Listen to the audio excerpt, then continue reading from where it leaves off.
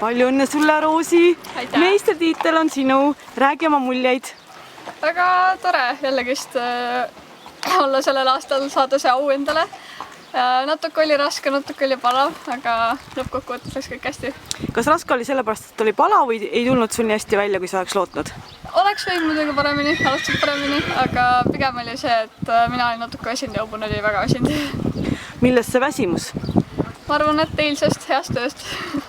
Räägi, kuidas sa üldse oled saanud treenida sellel raskel perioodil praegu? Kuna õnneks on kodutall ja selline täitsa eraldatud koht, siis treenid ei ole jäänud unarusse.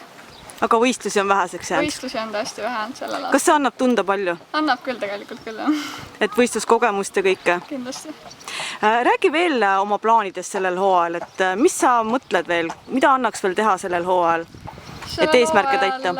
Kahjuks ei jõua Euroopakatele, mis oli esialgu plaanis, aga loodame teha veel paar rahvusvahelist võistlust siin lähipiirkonnas Leedus ja mis siin veel pakkuda on, üritame võtma viimast. Sa said kaasa elada ka oma heale sõbrale ja tema võidule. Kuidas oli muljed? Väga tore, ma olen nii õnnelik ta üle.